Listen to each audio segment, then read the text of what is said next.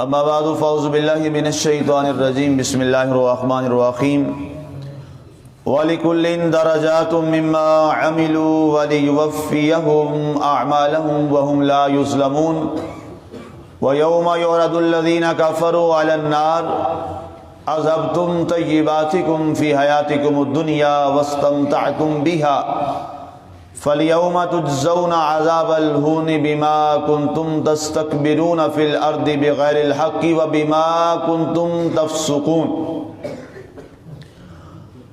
اور ہر ایک کے لیے ان کے عمل کے مطابق درجے ہیں اور انہیں ان کے اعمال پر پورا صلہ ملے گا اور ان پر ظلم نہیں کیا جائے گا۔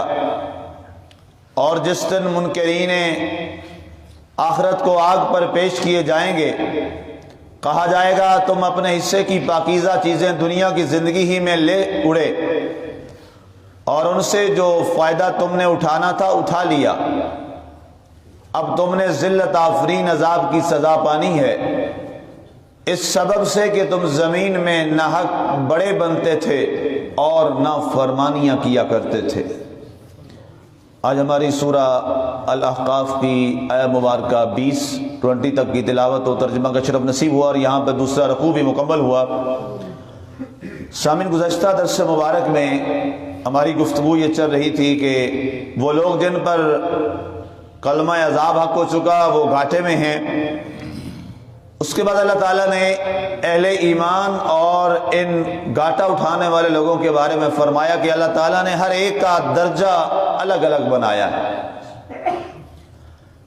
نیک لوگوں کا الگ مقام ہے، درجہ ہے، برے لوگوں کا الگ مقام اور درجہ ہے، اور نیک لوگوں میں بھی آگے درجات ہیں۔ جس کا جتنا زیادہ اچھا عمل ہوگا اس کا درجہ اتنا زیادہ اللہ کے ہاں بلند کر دیا جائے گا۔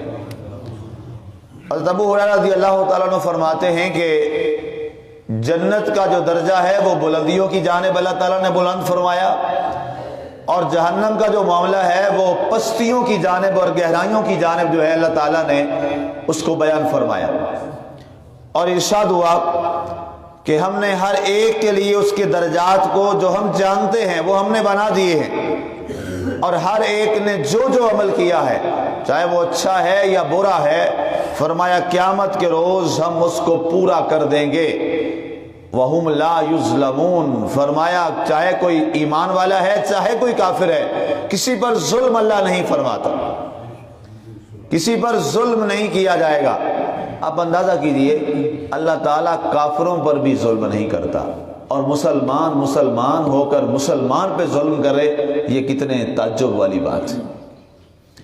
اللہ فرماتا ہے کافروں پر بھی ظلم کو میں جائز نہیں سمجھتا، اور یہ قرآن کے الفاظ ہیں وَهُمْ لَا يُظْلَمُونَ، کافروں پر ظلم نہیں کیا جائے گا، جو جو انہوں نے عمل کیا اس کا بدلہ انہیں پورا بہرحال دیا جائے گا، چاہے وہ ایمان والے ہیں چاہے وہ کافر ہیں۔ اور آج کوئی اگر کسی کلمہ گو پر ظلم کرے اور پھر وہ اپنے آپ کو مسلمان سمجھے اور مسلمان کہے تو وہ کون سا مسلمان ہے؟ اسلام کی تعریف جو اللہ کے رسول صلی اللہ علیہ وسلم نے فرمائی وہ کیا ہے؟ ایک قول مبارک میں آپ نے اس کی وضاحت فرما دی، المسلم من سلم المسلمون من لسانہ و یدہ، مسلمان وہ ہے، مسلمان وہ کہلا سکتا ہے جس کی زبان سے اور جس کے ہاتھ سے دوسرا مسلمان محفوظ ہے۔ اگر کوئی شخص اپنی زبان سے کسی کی دل آزاری کرتا ہے اور کوئی شخص اپنے ہاتھ سے کسی کو ناجائز تکلیف پہنچاتا ہے، وہ مسلمان کہلانے کے بھی قابل نہیں ہے۔ کتنی بڑی اہم بات۔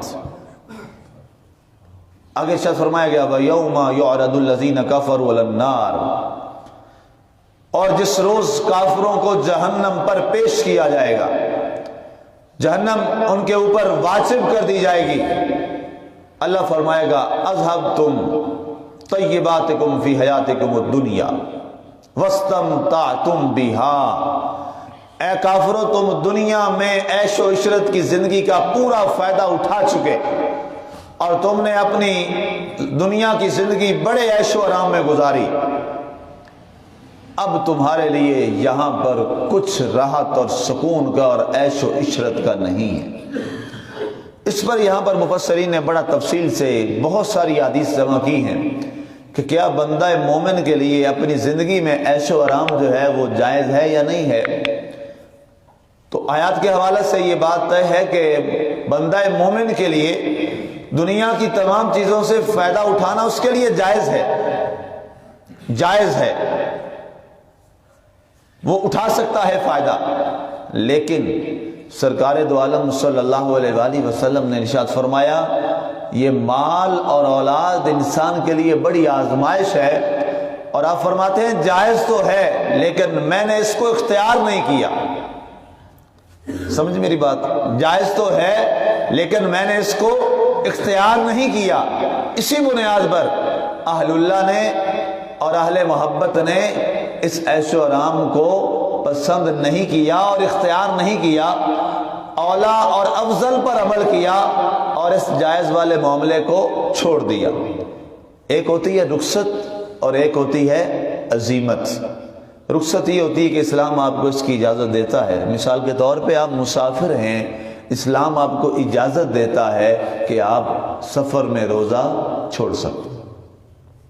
قرآن میں آیت موجود ہے وَإِن كُنتُمْ عَلَىٰ سَفَرٍ فَعِدَّةٌ مِّنْ أَيَّامٍ أُخَرَ، فرمایا اگر تم سفر پہ ہو تو روزے بعد والے دنوں میں رکھ لو، رمضان کے روزے ہیں، فرض روزے ہیں، فرمایا چھوڑ دو کوئی بات نہیں، تمہیں اسلام نے اجازت دی ہے، یہ رخصت ہے، اسے کیا کہتے ہیں؟ رخصت، اجازت، تمہیں اجازت ہے روزہ چھوڑ دو۔ لیکن فرمایا عزیمت کیا ہے، عظمت کیا ہے، درجہ کیا ہے؟ ان تصوموا خیر لکم، فرمایا عزیمت یہ ہے کہ تم روزہ رکھو، یہ تمہارے لیے زیادہ اچھا ہے۔ اب سمجھ آ گئی رخصت کیا ہے اور عزیمت کیا ہے؟ اب جو اہل اللہ ہیں، جو اللہ کے بڑے نیک اور پارسا اور پاکیزہ لوگ ہیں، وہ کیا کرتے ہیں؟ وہ رخصت پہ عمل نہیں کرتے، وہ کس پہ عمل کرتے ہیں؟ وہ عزیمت پہ عمل کرتے ہیں۔ حضرت جلال الدین مولانا جلال الدین رومی، مولانا روم رحمۃ اللہ علیہ تعالی، آپ کا میں واقعہ شریف پڑھ رہا تھا، آپ کا گھر کا مزاج یہ تھا، آپ کے دربار کا مزاج یہ تھا کہ آپ روزانہ بلاتے اپنے خزانہ دار کو، جس کے پاس سارا خازن جو آپ کا تھا، جس کے پاس سارا نظام ہوتا تھا اکاؤنٹس کا، جسے آپ کہہ لیں اکاؤنٹنٹ کہہ لیں، کہ ہاں جی بتاؤ آج مجھے گھر سے فرعون، قارون اور حامان کی بدبو آ رہی ہے۔ یہ جملہ بولتے کہ آج مجھے گھر سے قارون، حامان اور فرعون کی بدبو آ رہی ہے، کیا وجہ ہے؟ کوئی چیز گھر میں بچ تو نہیں گئی؟ وہ کہتا جی آج لنگر کھانے میں یہ کچھ بچ گیا، یا آج پیسوں میں یہ 1 درہم اور دینار بچ گیا۔ آپ فرماتے اسی لیے مجھے بدبو آ رہی ہے، اس کو فوری طور پر اللہ کی راہ میں تقسیم کر دو، یہ کیوں ایک بچ گیا؟ اور جب تک یہ تقسیم نہ ہو جائے تم میرے پاس حساب لے کے نہیں آؤ گے۔ وہ اللہ کی راہ میں تقسیم کر دیتے، اور جس دن وہ بغیر آپ کے کہے اور بلائے سارا خرچ کر دیتا، اور سارا جو آخری روٹی تھی وہ بھی لنگر میں تقسیم ہو جاتی، اور وہ آپ کے پاس حساب لے کے آتا، رجسٹر لے کے آتا۔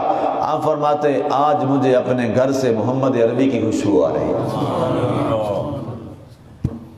مسلمانوں، ان کی باتیں کرنا اور ان کے معاملات دیکھنا، وہ بہت بڑے لوگ تھے، اس مقام پر وہ ایسے نہیں پہنچے، اس مقام پر وہ ایسے نہیں پہنچے، انہوں نے کر کے دکھایا ہے۔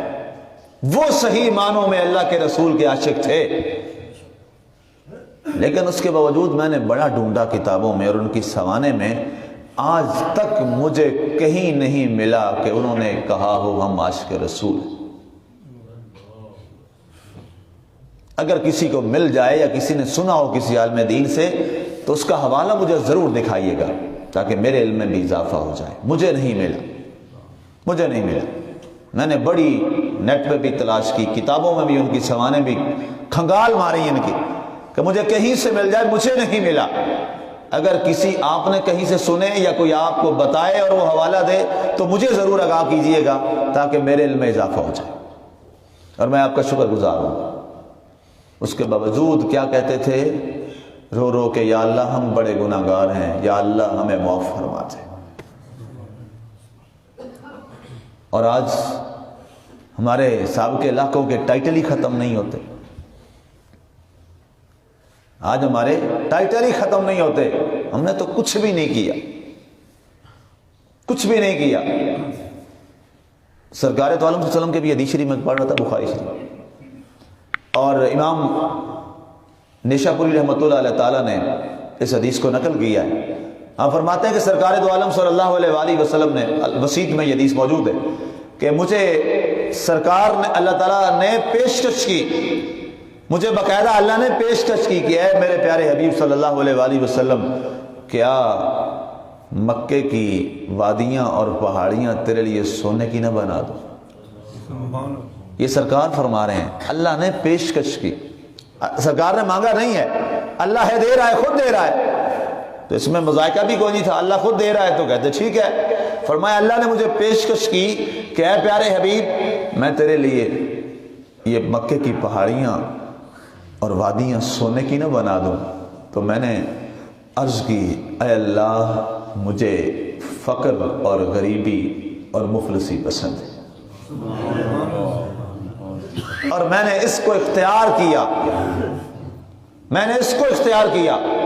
اور حضرت اماں عائشہ صدیقہ رضی اللہ تعالیٰ عنہ کی ابھی حدیث شریف میں پڑھ رہا تھا، سبحان اللہ کیا کمال الفاظ تھے۔ آپ فرماتی ہیں کہ مجھے قسم ہے اس ذات کی جس کے قبضہ قدرت میں عائشہ کی روح اور جان ہے، میں نے پوری اپنی زندگی میں جب تک سرکار صلی اللہ علیہ وسلم کے ساتھ میں رہی اور میں نے زندگی گزاری، میں نے کبھی بھی سرکار کو مسلسل 2 روز کھانا کھاتے ہوئے نہیں دیکھا۔ ہم دن میں کتنی دفعہ کھاتے ہیں؟ ایک دن میں، ہاں جی، کتنی دفعہ کھا جاتے ہیں، اور پھر بھی ہم گلا کنا ہوتے ہیں، ہم پھر بھی گلا کرتے ہیں۔ فوتگیوں پہ جاتے ہیں نا، شادیوں پہ، جناب اللہ معاف کرے، انسانوں والا تو لوگ کھانا کھانا چھوڑ ہی چکے ہیں نا، وحشیوں کی طرح کھانا کھایا جاتا ہے، ٹوٹ پڑتے ہیں، اور اتنا کھانے کے بعد بھی جاتے ہوئے باہر جا کے یہ نہیں کہتے بہت کھایا، بڑا اچھا تھا، ضرور گلا کر کے آئیں گے۔ کتنے ناشکرے ہیں ہم، فوتگی کے کھانے پہ کہتے ہیں یار ذرا مرچ زیادہ سی تھی، ذرا بوٹیاں، یا ہائے افسوس، اور جو کھانا ہی آپ کے لیے حرام تھا وہ آپ کھا کے آ کے پھر باہر آ کے ناشکری کر رہے ہیں۔ میں نے یہ پورا یہ درس میرا اس پہ موجود ہے، سوشل میڈیا پہ پڑا ہوا ہے، کھانے پہ میں نے بڑی تفصیل سے بات کی کہ وہ کھانا حرام ہے اغنیاء کے لیے۔ فتاوی رضویہ جلد 9 صفحہ نمبر غالباً 621 سے کتنا ہے، اس میں جا کے دیکھیں، پورے حوالے میں نے اس پہ چڑھائے ہوئے ہیں سارے۔ اعلیٰ حضرت رحمت اللہ علیہ نے فرمایا ہے حرام ہے، لیکن اس کے باوجود ہم کھاتے بھی ہیں، اور کھا کے بعد شکر نہیں، اس میں نقص نکالتے ہیں۔ کیا ایسا نہیں ہوتا؟ اتنا کھانے کے بعد بھی ہم عیب نہیں نکالتے، یار کھانے میں یہ چیز جو ہے یہ کمی تھی، یہ چیز میں کمی تھی۔ سرکار کی حدیث سن لیجئے، سرکار نے فرمایا خبردار کھانے میں عیب نہ نکالو، اگر تمہیں پسند نہیں ہے اسے چھوڑ دو۔ عیب نکالنے کی اسلام میں اجازت نہیں ہے کھانے میں۔ دوسری حدیث، آپ واپس آئیے اس موضوع پہ جو ہم بات کر رہے ہیں، حضرت سیدنا سعد بن ابی وقاص رضی اللہ تعالیٰ عنہ۔ حضرت سعد عشرہ مبشرہ میں عظیم صحابی رسول اور بڑے تیر انداز، آپ فرماتے ہیں کہ میں وہ پہلا شخص تھا جس نے پہلا تیر پھینکا جہاد میں، میں وہ پہلا شخص تھا جس کا خون بہا جہاد میں، کس کے ساتھ؟ رسول اللہ صلی اللہ علیہ وسلم کے ساتھ۔ اتنا بڑا درجہ اور اعزاز۔ آپ فرماتے ہیں ہم ایک غزوہ میں تھے سرکار کے ساتھ، میں حدیث کے وہی الفاظ عین دہرانے لگا ہوں آپ کے سامنے۔ آپ فرماتے ہیں ہمارا حال یہ تھا کہ ہم سرکار کے ساتھ، اور سرکار بھی، ہم درختوں کے پتے کھاتے تھے، اور ہم رفع حاجت کے لیے جاتے تو فرمایا جیسے بکریاں مینگنیاں کرتی ہیں ہم مینگنیاں کرتے تھے۔ یہ حدیث کے الفاظ ہیں۔ میں نے کہا میں کوئی رعایت کیے بغیر واضح لفظوں میں میں نے حدیث بیان کر دی۔ فرمایا ہم پتے کھاتے تھے اور ہم جہاد کرتے تھے، اور اس کے بعد کہتے ہیں جب پچھلی رات ہوتی اس کنڈیشن میں ہم اللہ سے رو رو کے دعا مانگتے، یا اللہ ہمیں معاف فرما دے،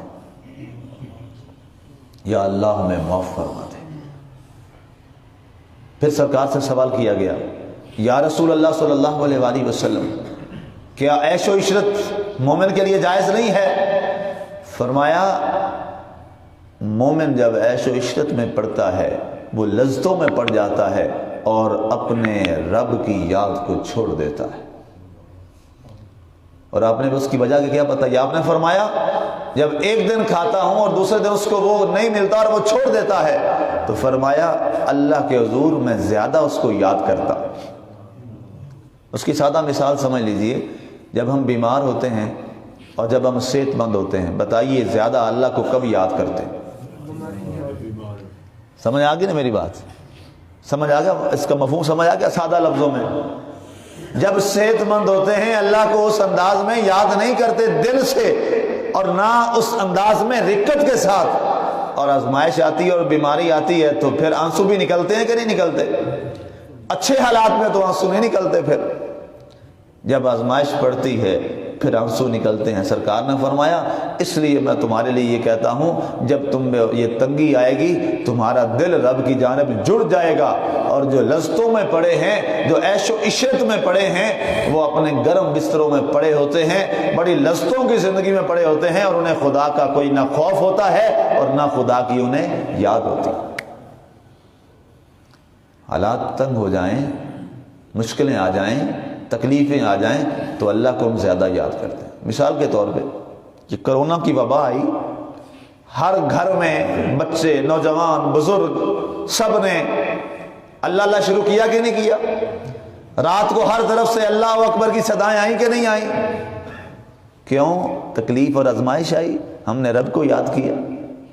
اور خوشی کے دن ہو تو ہم رب کو ایسے یاد کرتے ہیں؟ نہیں یاد کرتے. اس لیے کہ اللہ خود قرآن میں فرماتا ہے فَأَمَّا الْإِنسَانُ إِذَا مَا ابْتَلَاهُ رَبُّهُ فَأَكْرَمَهُ وَنَعَمَهُ فَيَقُولُ رَبِّي أَكْرَمَنِ وَأَمَّا إِذَا مَا ابْتَلَاهُ فَقَدَرَ عَلَيْهِ رِزْقَهُ فَيَقُولُ رَبِّي أَهَانَنِ. اور دوسرے مقام میں فرمایا إِنَّ الْإِنسَانَ لِرَبِّهِ لَقَنُوطٌ، انسان اپنے رب کا بڑا ناشکرا ہے. اس لیے اللہ نے فرمایا کافروں سے فرمائے گا تم نے فائدہ اٹھا لیا، فَالْيَوْمَ تُجْزَوْنَ عَذَابَ الْهُونِ بِمَا كُنْتُمْ تَسْتَكْبِرُونَ فِي الْأَرْضِ بِغَيْرِ الْحَقِّ. تم دنیا میں نہ حق تکبر کرتے تھے، غرور کرتے تھے، مال کا، دولت کا، عہدے کا، وزارت کا، مشارت کا، اپنی سیٹ کا، اپنے درجے کا، تم غرور اور تکبر کرتے تھے. چاہے یہ شخص کوئی بیوروکریٹ ہو، دنیا دار ہو، عہدے دار ہو، کوئی پیر ہو، کوئی عالم ہو، کوئی بھی ہو، اگر وہ تکبر کرتا ہے سرکار دو عالم صلی اللہ علیہ وسلم نے فرمایا وہ اپنے آپ کو جہنم کا مستحق بنا رہا ہے. کبریائی صرف ایک ذات کو سجتی ہے بس، اور اس ذات کا نام اللہ ہے. بس کسی کے نام کے ساتھ اکبر نہیں آ سکتا. اکبر صرف کون ہے؟ اللہ. ہم اپنی عبادت کا آغاز بھی کس سے کرتے ہیں؟ اللہ اکبر، اللہ اکبر. ہر جگہ پر کیا ایک ہی صدا ہے؟ اللہ اکبر. کائنات میں کبریائی، تکبر، بڑا، سب سے بڑا، یہ صرف ایک ہی ذات کو جچتا ہے، اور وہ کون ہے؟ وہ اللہ ہے. بس اس کے علاوہ باقی سارے اس کے حضور عاجز جھکے ہوئے، باقی سب اس کے سامنے اصغر ہیں. اکبر اس کے سامنے صرف کون ہے؟ اللہ کی ذات ہے. اللہ فرماتا ہے کبریائی ردائی، یہ تکبر، یہ کبریائی، یہ بڑا کبر، یہ میری چادر ہے. اور کوئی بندہ چاہے وہ نبی ہے چاہے وہ، اور نبی کو اجازت نہیں ہے تکبر کی تو باقی پھر کہاں رہ گئے؟ نبی کو اجازت نہیں ہے، کوئی بھی رسول. اللہ نے فرمایا الکبریاء ردائی، یہ میری چادر ہے. کبریائی، تکبر، غرور، بڑا پن، بڑا ہونا، یہ میری چادر ہے. جو بڑا بنتا ہے وہ میری چادر چھیننا چاہتا ہے. کیا میں رب اپنی چادر کسی کو دے دوں گا؟ فرمایا نہیں دوں گا، لیکن اس کو رسوا کر دوں گا. اپنے دلوں میں عاجزی پیدا کرو، عاجز بنو. دلوں میں تکبر مت پیدا کرو، ہر چیز برباد کر بیٹھو گے. تکبر ازازیل را خار کرد. ابلیس کو بھی کس چیز نے برباد کیا تھا؟ تکبر نے برباد کیا تھا. عاجزی پیدا کرو اپنے دلوں میں، اپنے دلوں میں محبت پیدا کرو، اپنے دلوں میں یہ تصور پیدا کرو کہ میں بڑا اللہ کے حضور گناہگار عاجز آدمی ہوں. جب آپ اللہ کے رسول کی حدیث آخری بات سرکار نے فرمایا من وعدہ فرفعہ اللہ تعالیٰ، جو اپنے آپ کو جھکا دیتا ہے میرا رب اس کو بلند کر دیتا ہے، اور جو اپنے آپ کو بڑا کرنا چاہتا ہے تکبر کی بنیاد پہ وعدہ اللہ اس کو نیچا کر دیتا ہے. اللہ تعالیٰ ہمارے دلوں میں عجز پیدا فرمائے، اللہ تعالیٰ ہمارے دلوں میں فقر پیدا فرمائے. آمین وما علینا الا البلاغ المبین.